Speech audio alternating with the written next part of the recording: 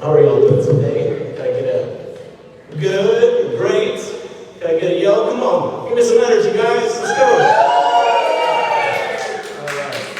Thanks, y'all. So we started this event because we want to do a monthly event where we can get together and make this a regular thing. So yeah, we want to get some serious players here. So we'll have a speaker every month, and we hope you'll come back to enjoy some serious knowledge. So let's go ahead and just jump right in, okay? I want to introduce this amazing guy here, but let's take in the gravity of what's happening here. Millions of dollars roll through this building every single second. Isn't that amazing? And you're here right now. Who here would love to live off, let's say, $100 million just off of interest? Oh, just one person. Everybody else, let's give her money because she wants it. Okay. Well, I have a brother right here that has made $100 million off of just one deal. This dude has been involved in businesses, real estate, homes. He's run businesses that help communities every single day, drive economies up. And just thanks for showing up, first of all. Let's give Abraham a hand for being here. Over the past decade, this guy has bought 50 to 100 houses per month. That is massive scale. 30. Oh, 30. I rounded up a little bit. This guy is making serious moves. 30 houses a month. And he's here today to talk about his creative financing secrets. So let's go ahead and jump right in. I want to talk first about some identity questions. So let's talk about how we met first. Oh, Want to talk about how we met? sure. Let's talk about how we met. Yeah, so I actually bought a creative deal, an apartment. I mostly buy single family, but I do buy some apartments here and there. So I bought an apartment over a year, just about a year, a little bit over a year ago now. And I was running it, and I was like, you know what? I should probably just sell it. I didn't have time to manage it. So I put it up, I gave it to a friend of mine to sell, and he bought it. Yeah. So he bought an apartment for me. And then that's really when we kind of got to know each other.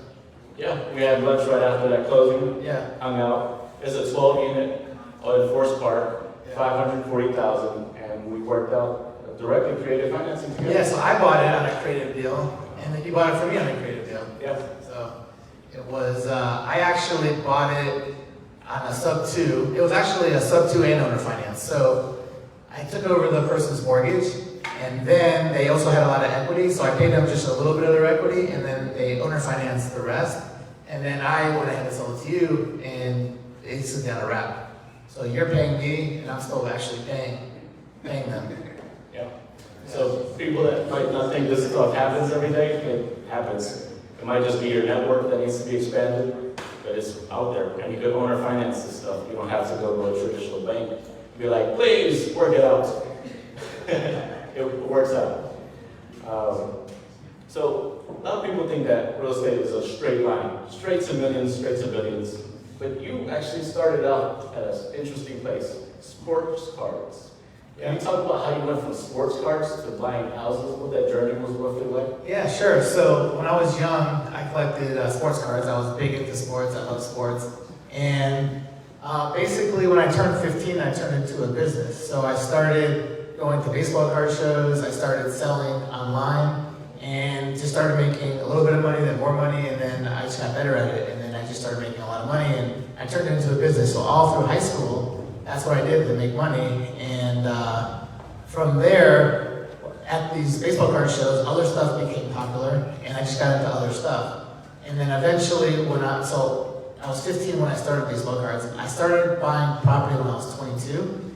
I just started making I had like a lot of money saved up by then. And a lot of my friends were like, well, you should put your money into real estate and have multiple income streams. And also, there's a lot of good tax write-offs with real estate. So I went ahead and I bought my first house to live in, and then like right after I bought like 3 rental properties.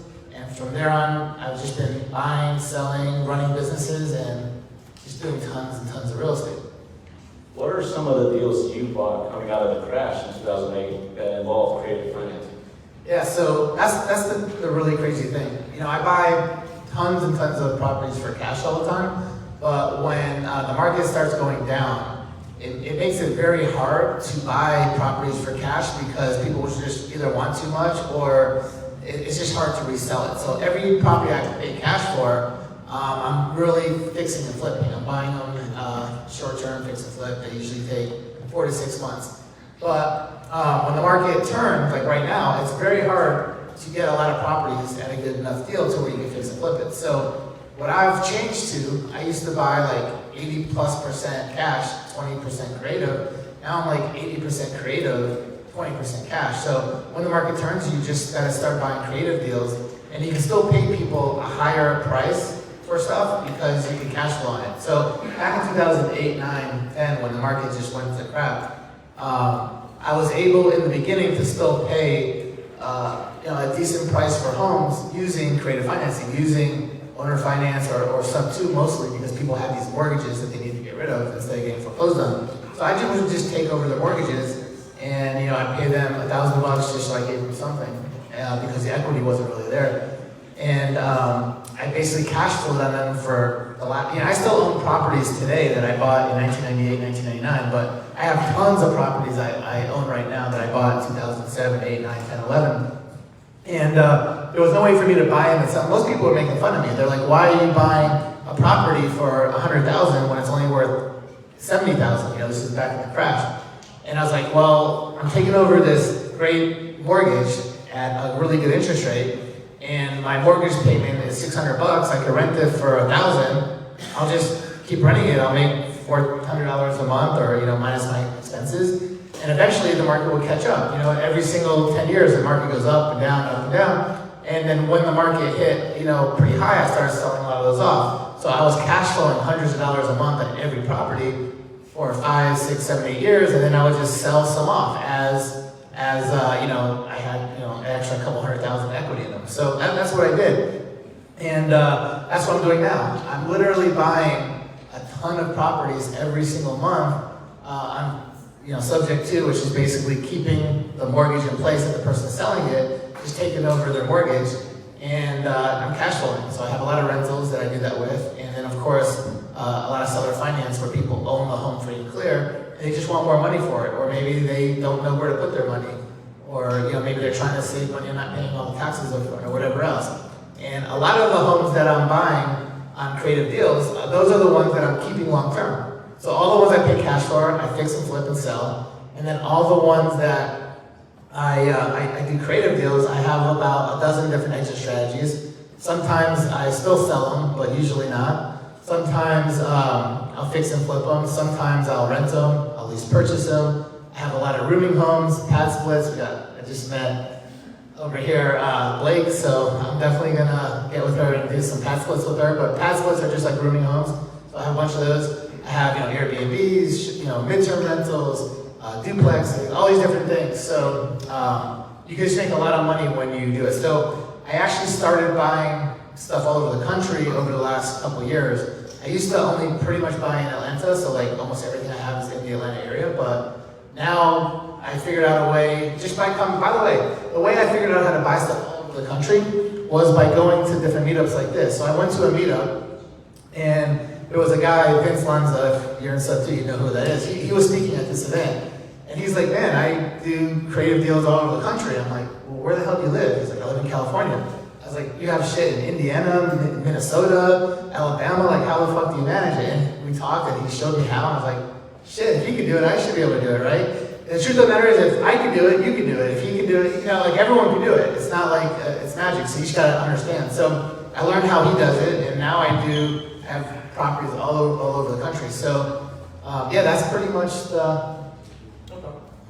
Now, what about, do you ever come across a scenario where your capital was tied up and you had to raise extra money? What did that look like? Yeah. So luckily, when I was young, I made a ton of money. I actually had $1 million saved in my bank account by the time I was 19, just off baseball cards, strictly off baseball cards. But $1 million only goes so far. How many properties can you buy? So there are lots of things that I started buying that I needed millions of dollars for, 5 million, 10. So I always had to raise money. So I'd raise money a bunch of different ways. My favorite way is to owner finance. So a lot of businesses, I buy tons of businesses. I own probably like 35, 40 businesses right now, a lot of them in Atlanta, but also all over the country, and tons of real estate. So owner finance is my favorite, but if I can show someone it's a good deal that I'm buying, there's plenty of people that will invest in it. So you just have to show somebody why you can give them a good investment, give them a good return, and that their money is safe. Having their money safe is probably one of the most important things because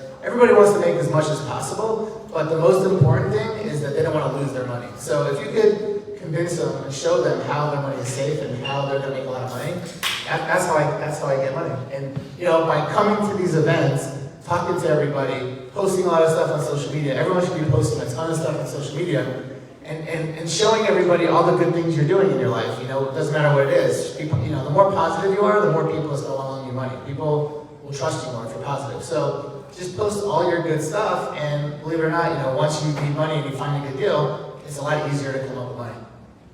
Yeah, that's kind of a thing we kind of put ourselves in is raising capital is that's hard. I got to talk to a lot of people, I might get rejected. But what's funny is that I thought if I raise enough capital, I just get one deal. Like when I left my job, I made $161,000 off of one deal.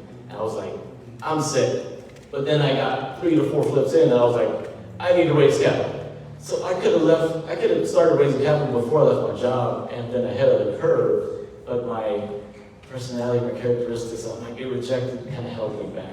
The richest people in the world borrow more money than anybody else. Like, you can't get to that level without borrowing money because no matter how much money you have, you're always going to run out of money. There's only so much you can do. So you have to, that's really important. Obviously, you do multifamily mostly, and multifamily, that's like the biggest part of multifamily is raising money.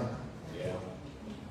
I just got to touch on a personal aspect to you. In the three meetings we've hung out together, notice you have a straight up candor, formal talking, which is rare today. Have you always had that, or did it start somewhere? And I just say whatever the fuck comes to mind. I mean, I don't like, nothing's planned. Like, whatever makes sense, I just kind of talk basically however you ask me, that's whatever I'm thinking. Okay, cool, man.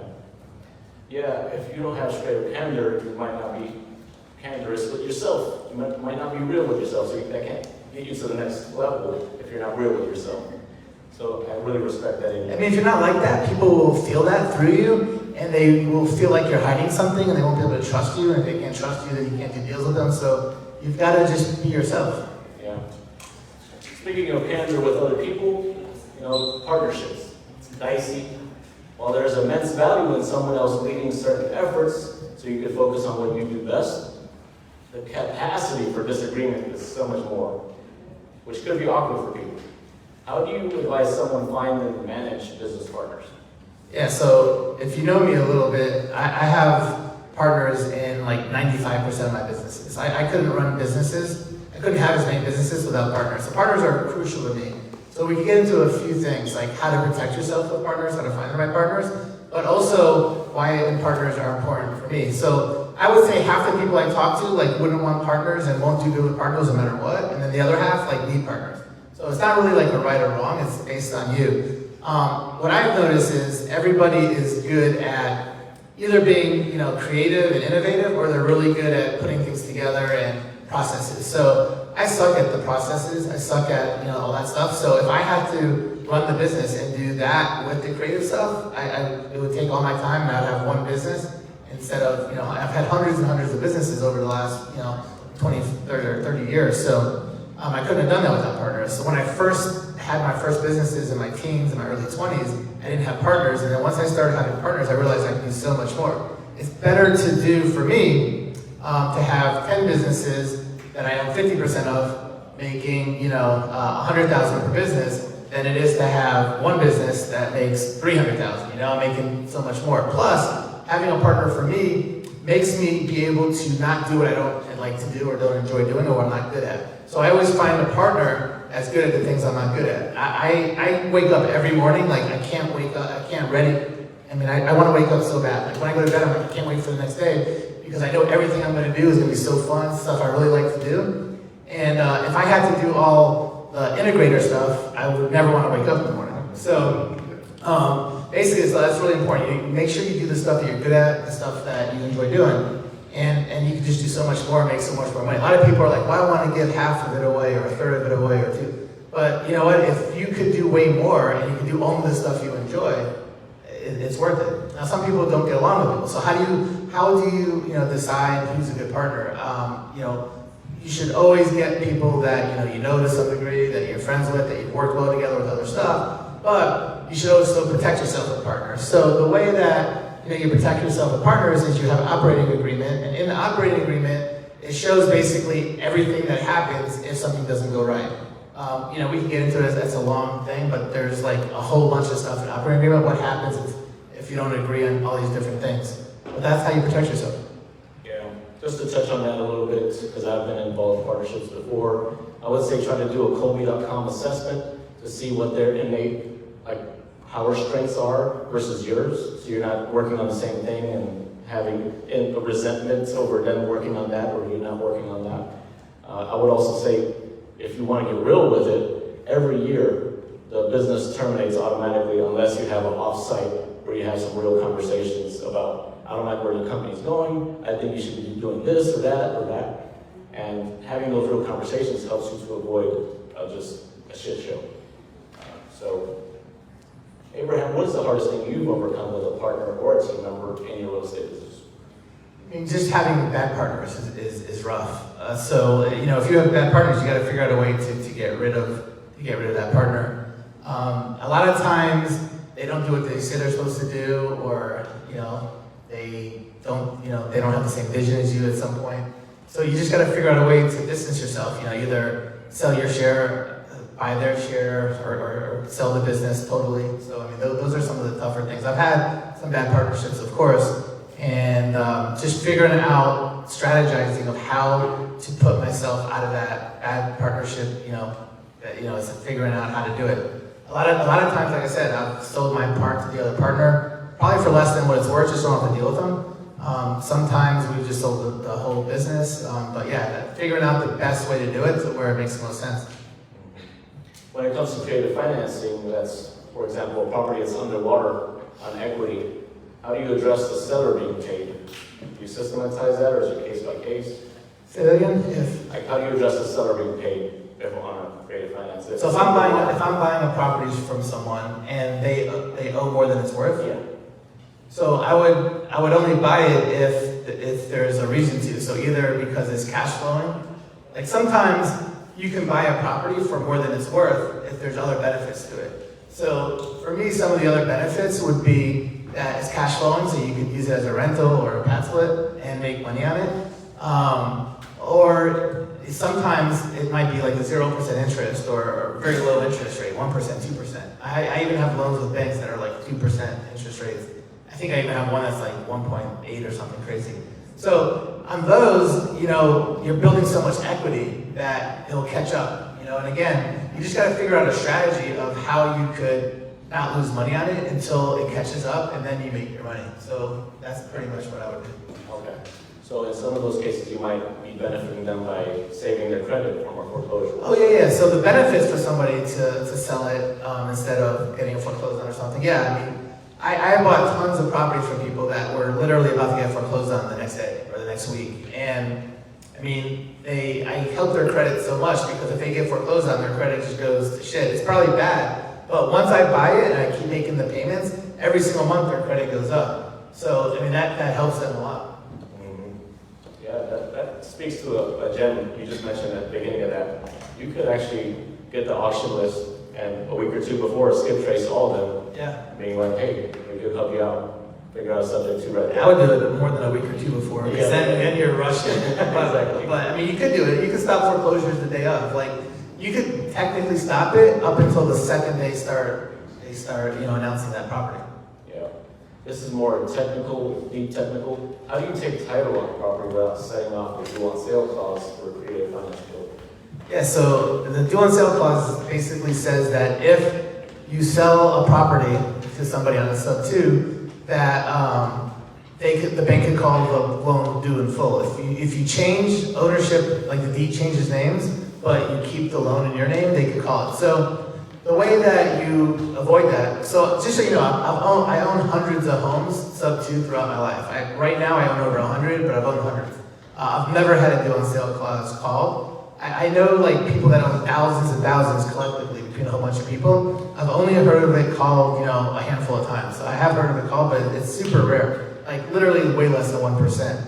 So the way to avoid it is, there's 4 reasons why the due on sale is called from what I've seen. Either people aren't making payments, so the bank's like, well, what the hell's going on? Or if you let the insurance lap, that's their collateral, so they want to make sure your insurance doesn't lap. Another reason I've seen it, like really small banks, I've seen sometimes call due on sale. I've never really seen like a Bank of America or Chase, although I have heard Wells Fargo do it once, but it's very super rare, and they reversed it. So you can still reverse it. And then of course the last way is where I've seen it get called is, and this is like in contracts when you buy something from someone, you gotta make sure, but I've had it to where somebody sold someone a house, and then all of a sudden, a year or 2 later, the property is worth a lot more, or the person that sold it, sub 2, was like, oh man, you're making more money on the property than I thought. I want you to give me another $10,000. This is like way after they sold it, like a year or 6 months, 2 years. And they'll basically threaten them. If you don't pay me an extra 10 grand, I'm gonna call the bank and tell them that I don't own the property. And so that's another way. Like if the person that owns the property, calls the bank and just makes a big hassle about it, and look, I sold the property, call it due. That's another, but that's also super rare. So once they do call it, if it does get called, even though I've seen it called a handful of times, most of the time I've seen the person be able to talk to the bank and reverse it. So the bank really just wants to get paid their money, and as long as you can convince them that, look, the bank's in a better shape, the bank's in a better shape by having me own it instead of the other person, because I'm actually going to pay. There's different things you could say, but I've actually had a commercial property I bought like this, and the bank found out that I bought it and actually called me and is like, I'm happy you bought it because the other person wasn't making payments. So they actually just switched in this particular case, they switched the loan into my name instead of the other person's name, but they're like, yeah, cool, I'd rather you have it. And they even gave me a better rate. Wow. So, it's just a matter of a bank you can still negotiate with. So, they just want their money. By the way, it's really bad for a bank to foreclose on a property because it looks really bad. There's only a certain amount, the government gives the bank a certain amount of money, a certain amount of spending power based on how much people deposit in their bank. And the more loans that they give out that get defaulted on, and foreclosure is a big one, the bank, the government won't give them as much power. So the banks don't want to foreclose. It's not like they're like, oh, good, foreclose, I get the house back. They don't. That's not really what they want. They're not in the real estate business. They're in the loan business. They want to get that money, keep them. Yeah, and it's also a cost for them. I think I've heard that 20 grand just to foreclose a property.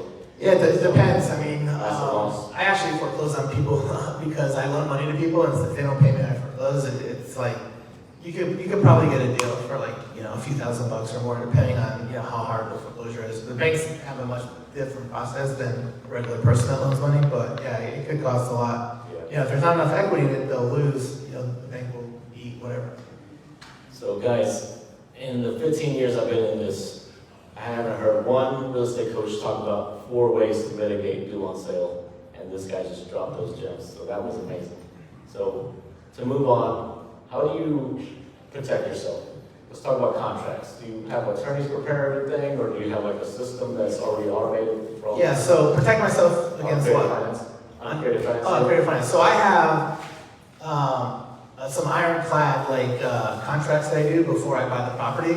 So on owner finance, it's not a big deal because it's the owner and you, there's not much that can go wrong. But on sub 2, where there's a loan in place by the bank, yeah, we have some really ironclad contracts. And I'm in Peace Mortgage sub 2. I joined that when it first started in 2020, and I got a lot of his contracts, and then they were more focused for Arizona, but over the years he's tweaked them for other. But I have, what's crazy is his attorney, his real estate attorney, has an office in Arizona and in Atlanta. So I'm friendly with the one that's in Atlanta, and he just tweaked everything for Georgia for me, and I just use those contracts over and over, and then any single time that somebody brings up something, they've already signed when we close. All the stuff that they're saying is bullshit because like I make them sign. Why, I actually, let them know all the different things that could happen at the initial, they sign off on, and then I actually have a paragraph like, why are you selling me this stuff too? How do you benefit from it? And they have to write it out. So like if they ever say later on, I tricked them, like, well, you fucking wrote this out. You just said the reason why you did it, and the reason why it benefited you, and the reason why I needed you to do it is because of this. So that there's actually a couple sentences they have to write in that contract. But there's literally like 25 different things they have to sign off on, that all these different things that could happen, and that they know that. They have to write essays for Abraham Best. One essay and a bunch of initials. That's amazing. That's awesome. What a way to protect yourself, Abraham. Man, so we just covered a lot of ground. I want to take questions from the audience in case anything want to be asked from you all, especially all the details we just covered. Oh yeah, sir. How are you? I'm awesome. How about you? Doing more awesome. Doing more awesome. By the way, whenever somebody asks me how I'm doing, or if I ask somebody how they're doing, or somebody asks you how you're doing, you should always say something like better than anybody else says. You should always say, I'm doing unbelievable, I'm doing awesome, I'm doing fabulous. That's what you should always do, because that's how you get people to like you more. That's how you get people to want to hang around you more. That's how to get people to see, oh man, this is a person that I want to do deals with. So it's really important. Like no one has ever asked me in the last decade how I'm doing, where I didn't say, man, I'm doing just fucking awesome, or I'm doing unbelievable. So I don't ever say I'm doing good or I'm doing average. Or I go, so just something to keep in mind. Always be extra positive. That's just something so stupid that anyone could do. But I have a lot of things like that. That's just one. How do you locate your properties? How do I locate them? So I find them a bunch of different ways. You're talking about like sourcing, how I source my deals. Probably 50 or 60% come from other wholesalers. I have my own acquisition team in my office that gets a lot of stuff. I actually own a home investor franchise that I get a few from, but that's like not that good really right now. I have a lot of attorneys that call me, that they see deals that die. I have realtors that call me, especially now I get a lot of realtors saying, look, I have a property on the market. It's been on the market for 5-6 months, I can't sell it. What can you do with this? Either buy it for a lower price, or more importantly usually is how to come up with a creative way to buy it to where the seller's getting what they want. I get a lot of deals also just by posting tons of stuff on Facebook, Instagram. Social media is so important. Like literally, I get, like when I was buying, 30 homes a month, I'm probably buying a lot less now. But like for the last 2-3 years, up until like 6 months ago, I was buying a home every single day.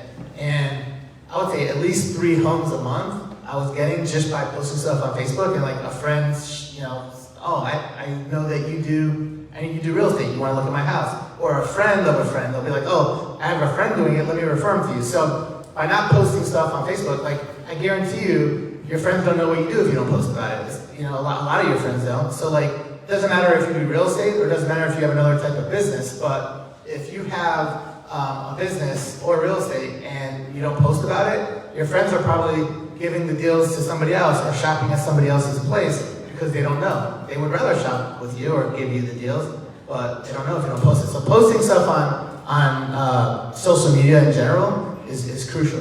But those are a lot of the different ways I would get deals. Yeah, that brings up a good point. Y'all want to know how I raised about $250,000 just from one person related to social media? Is that something y'all are... Okay, I'll just forget about it. Okay. So, this guy, I knew him for like 10 years, and we had lunch twice in that span of time.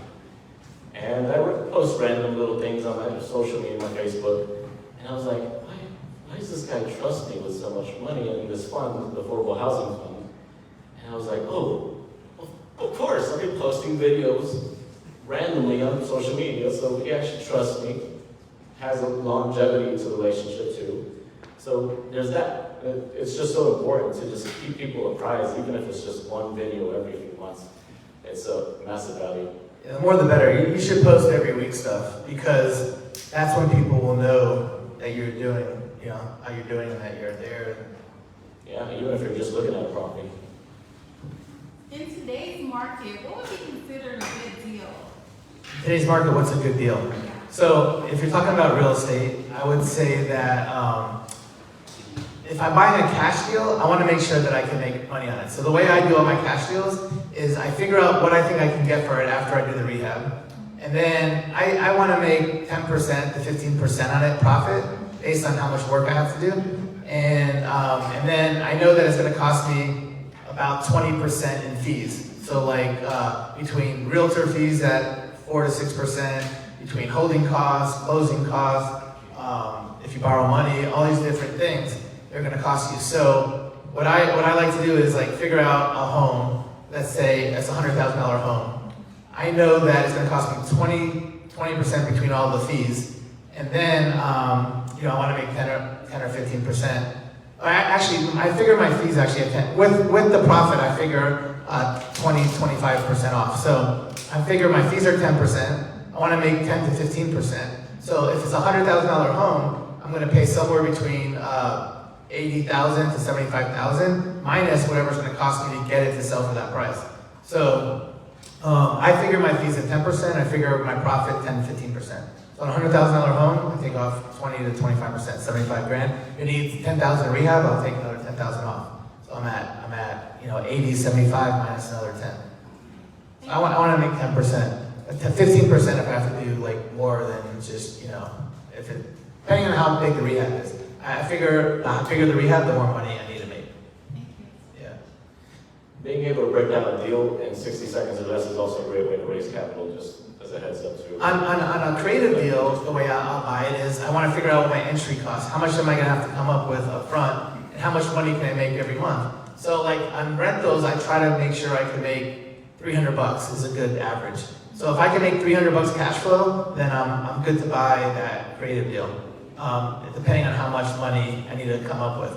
Most of my creative deals, I pay somewhere from zero money down to 10 to 15%. Once you get to like 20%, they have to be really good deals. Anything more than 20% down on a creative deal, you just gotta get a really good deal on the property. Meaning that I could buy creative deals for 10% down or less, hopefully, and I can pay full price for it. I can pay 100% of what it's worth. But once I start having to pay more than 10% down, 15%, 20%, then I need to start buying it for 90%, 80%, 70% as a cash deal. So once I'm like in the 20, 25% down, 25% down, I almost look at those deals as a cash deal. So what do I mean by looking at it as a cash deal? A cash deal means I have to buy it at 75% of what it's worth. Or on a creative deal, if I'm putting 10% or less down, I potentially could pay almost full price if it's cash flow. So the more money I put down, but I need to have a certain amount of cash flow as a rental. Not that I rent everything, because I do all kinds of stuff, but I always look at everything as a regular long-term rental, because if Airbnbs go away, if all these other exit strategies I have go away, I want to make sure that I can still make money. I do a lot of wraps now. I just did a wrap with you, but I do a lot of wraps on properties. I have every single month I sell multiple single-family homes on wraps. So those are really good. But if the wrap doesn't work, I want to make sure I can rent it. He also does freestyle wraps in the area. Yep.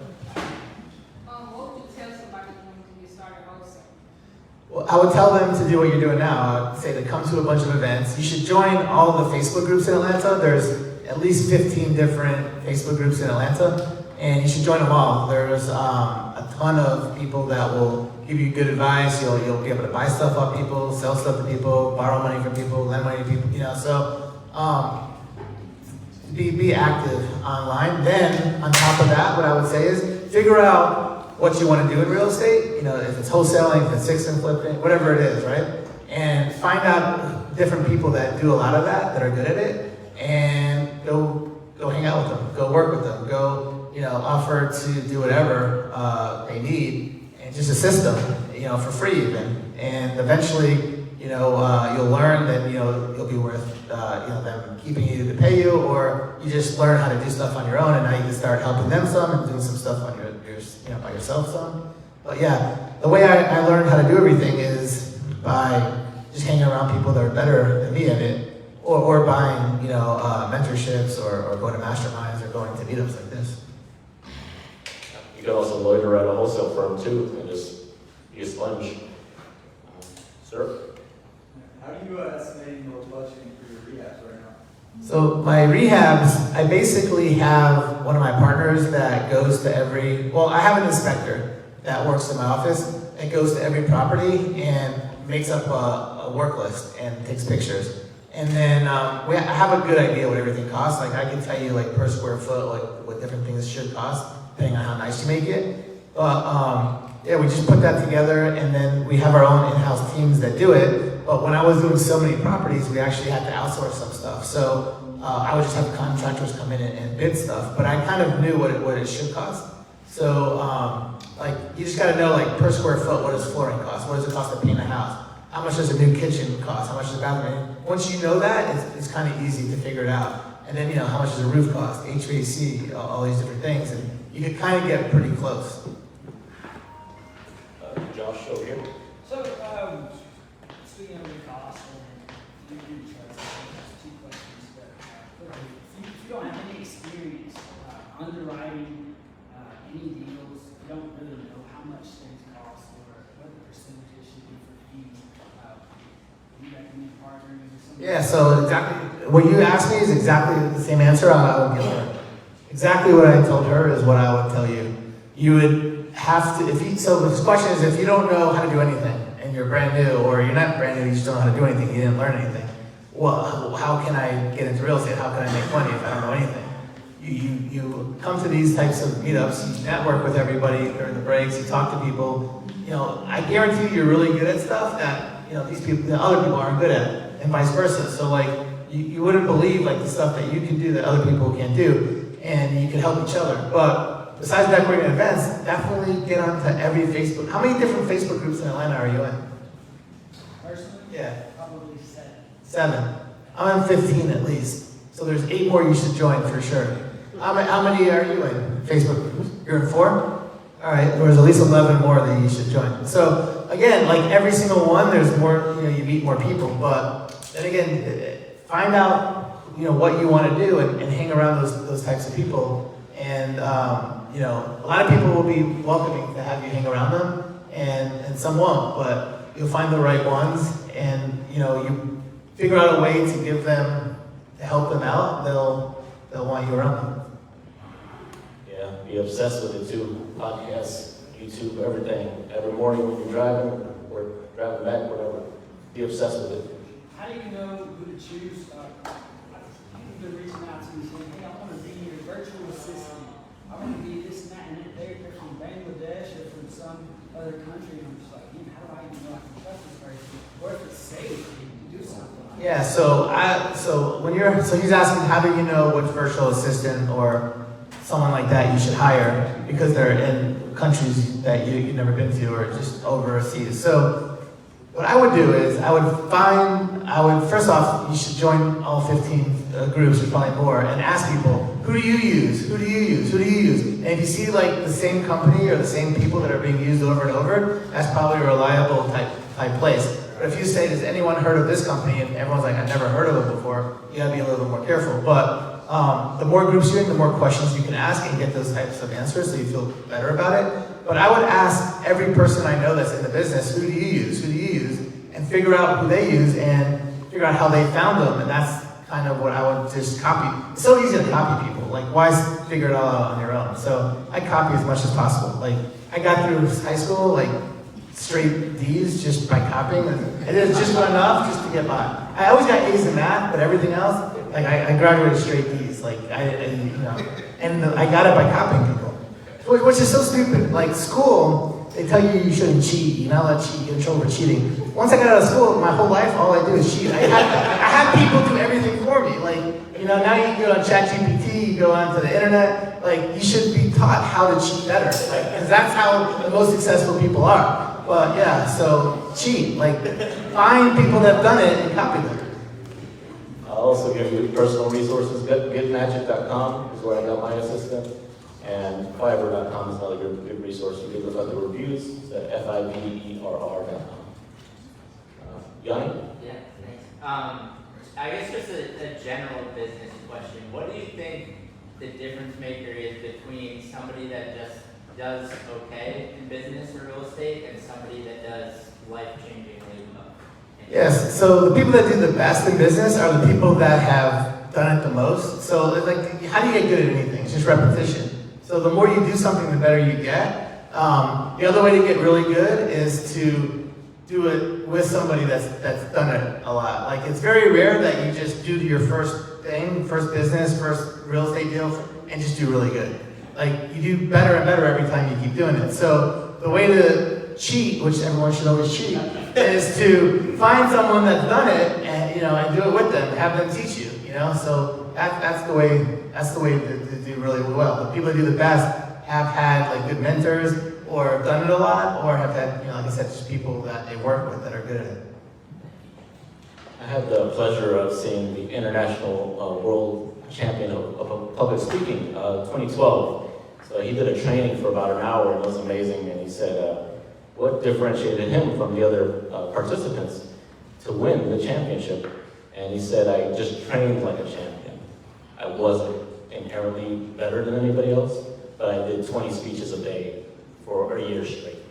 Like, I was That's another big thing, actually, mindset. Like, if you really believe you can do it, and you really, put your effort into it, those are the people that do really good. If you do something half-assed or don't really think you can do it, you're gonna not do that good at it. So like, basically what you're saying is it's like almost like a mindset thing to some degree. Yeah. But my mindset's huge in being able to be successful.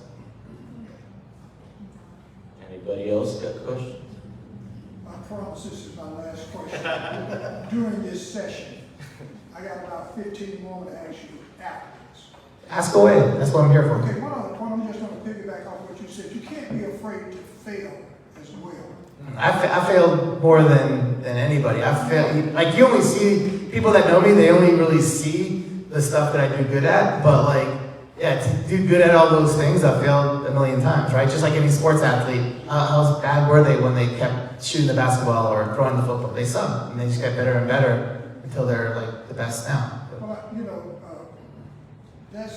that's man's biggest fear is fear of failure, okay?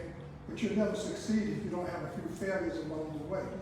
So I'm gonna segue into this question for you. You mentioned earlier about taking over mortgages. How do you do that without getting a current mortgage company involved in it? So how do you take over a mortgage without the current mortgage company involved? You don't tell them. Why would you tell them? That's why I asked. Yeah, I'm asking you, why would you tell them? No, but is that part of the cheating? I love cheating. I cheat more than anybody. Like, don't tell my wife, but yeah, we cheat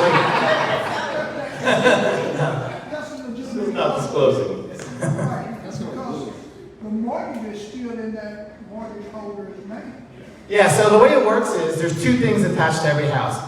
There is a deed and there's a mortgage. They're two separate. The deed just shows who the owner is. The mortgage just shows who owes the money on it.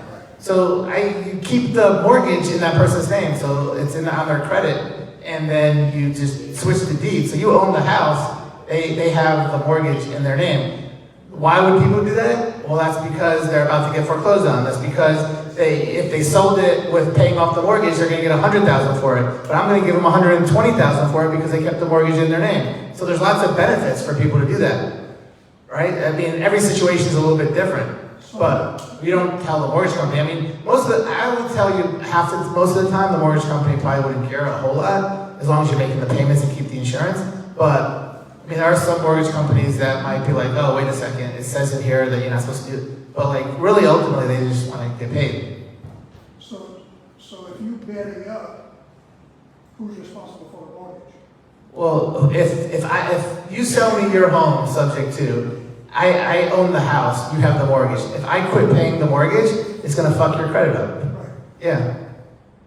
So you've got to make sure when you sell a home to somebody on a subject to, that you are selling it to someone that you trust that's going to keep paying it. But more importantly, what I do is every time I buy a property on a subject to, I basically tell the person, look, if I ever fuck up and don't pay, and I'm 60 days behind or whatever else, I'll sign the house back to you. You'll get the house back. So, now whatever down payment money I gave them, they get to keep. Any rehab I did, they get to keep. Any appreciation, they get to keep. And they get the house back. So if people bring it up to where they're concerned about that, I make them feel very comfortable in a lot of different ways. Like for instance, they'll say, well, wait a second, if you don't pay, it's gonna fuck my credit up, and you own the house, and I just have it in my name. I'm like, well, the best thing that can happen to you is that I don't pay. And they're like, what the hell are you talking about? Well, first off, as soon as I buy this house from you, I'm giving you 10% down, whatever. I'm giving you 20,000 bucks.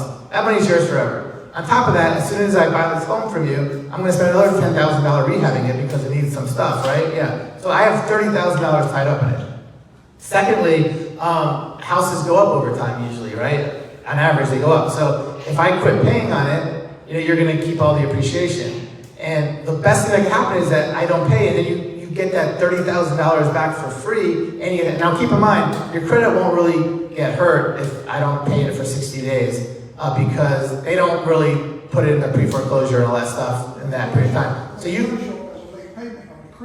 It could, but if it's like 30, 60 days, you could always call the bank, be like, oh, it was a mistake, the thing they go through, and they'll the first couple times they always are pretty lenient, but they just catch it up and they own the house back. So but another thing that I say, I say, look, I've bought hundreds of homes like this. I could literally give you unlimited amounts of people that I've bought homes like this from for the last 25 years. If you want to talk to any of them that I bought recently, that I bought a year ago, I'm more than happy for you to talk to them because I want you to feel comfortable. But like, no matter what their objection is, I have a way to make them feel comfortable. And ultimately, everything that you do as far as when you're doing creative deals, whether it's business, real estate, whatever, you got to get people to like you got to get people to trust you got to build rapport with them. So how do you do a creative deal with someone? Either they're super motivated because they're going to go in foreclosure anyway, so they don't give a fuck because you can't hurt their credit because they're going to get hurt anyway, or the reason why they're selling it to you is because you're going to pay them a little bit more money or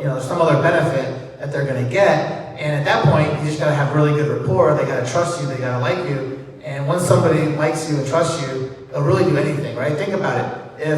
If somebody that you really trust and like, asks you to do something for them, you're almost for sure going to do it. But if someone that you don't like or trust asks you to do something for them, you're probably never going to do it. So it's the same thing. So building a rapport and getting these people to like you is like crucial to doing any type of creative deal in anything you do.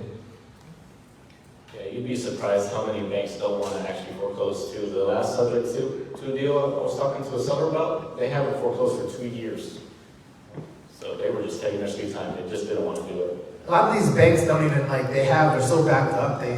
But if you're paying, it's very that will happen. We got time for one more question. When you buy a business, you say you have a department that manages it. Do they manage multiple businesses or are they in-house directly? Yeah, so I have a few dozen businesses right now. I have probably like 1 or 2 partners that I have like 5 or 10 or 15 businesses with, but then I have like a different partner with this business, a different partner with that business. But basically my role in all of the businesses is to find the business, negotiate the business, underwrite it, make sure it's a good deal. And then, I take it over, and at that point, my partner usually takes over and handles all the back end stuff and just running it, the operations. And together, we'll do some stuff together. And like, if he has questions, they'll ask me. If I have questions, I'll ask him or her, depending on who the partner is. But yeah, I have, over my lifetime, at this point, I probably had over 100 partners in different businesses. But like right now, I have dozens of different partners in different businesses. And some of my businesses, I have one partner. Some of them I have, sometimes I have 3 or 4 depending on the business, So I don't necessarily always have one partner. A lot of times I have a partner that's in charge of accounting or legal, another partner is in charge of operations, another one in charge of HR, or I'm in the creative or advertising. There's lots of different functions in the business. So whoever is the best at it usually handles it. Awesome. Thanks so much. That was amazing information you just shared. And another thing I didn't mention before, this guy charges $3,000 to start to join his events. And y'all got the pleasure of just hearing. I do 3 events. They're long.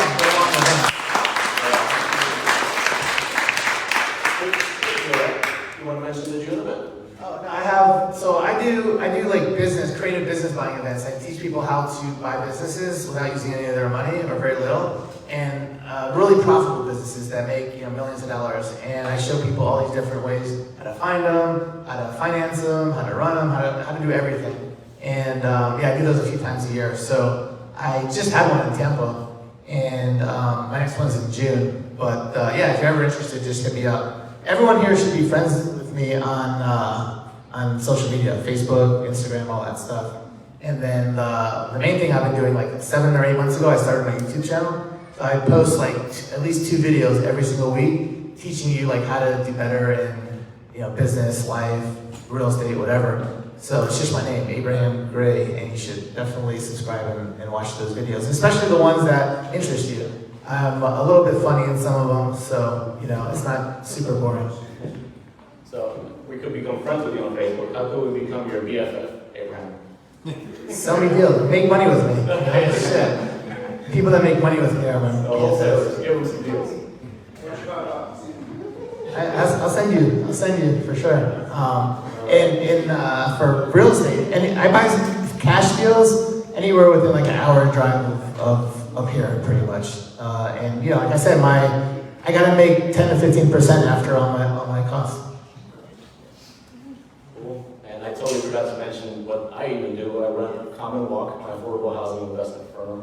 We have a fund where we're raising $10 million to give 12 to 20% returns to investors. That's cash on cash returns. So we want to help communities to raise up wealth and also raise your own pockets wealth. Let me know. I can schedule some time with you one-on-one, grab some lunch or coffee. We'll talk more about it. You mainly focus on multifamily. Yeah, affordable housing only. So 99% of my rentals are under $1,000 a month. So it really helps people get a leg up on life and build wealth from there. You have like crazy returns. You do like 2% rule. Most people are lucky to do the 1% rule. Oh yeah, so I target the 2% rule. So if you buy a property for $100,000, it should give me back $2,000 a month. I only do that explicitly, which is why I know so many wholesalers, because 1 out of 100 actually hit that rule. They trust the network with my wholesalers, hit it up every single time. But the property you sold me is actually gonna just destroy that, because about 5 years from now, it should make close to $200,000 a year. $200,000 a year. Yeah. So what Because percent? I'm gonna make it 16 units. I initially bought it at 12 units. I'm gonna make it all studios. Yeah. And So it's a weird property I sold. So when I bought it, it was 12 units. It technically had 16 doors. But what happened was, 4 of the units, they opened the wall and they made them like double units. But they're small. So they were 12, well, they're 16 studios, so they're not even a bedroom. It's like a room, and then a bathroom. So some of them were turned into like a 1-bedroom apartments. But so you're turning them all back into studios. They make more money as studios, for sure. yeah, I've been renovating all of them. Matter of fact, my contractor over there, Leo, he renovated all of them. He joined us today. So he's really helping his family get a leg up on life. So if y'all want to be a part of that, let me know. Anything else you want to say before we wrap up, Abraham? No, I think I know a handful of people in here, but if you don't know me, you should definitely connect on social media and get to know me, and let's figure out ways to help each other and make money together. Amen. Let's give him another hand, y'all.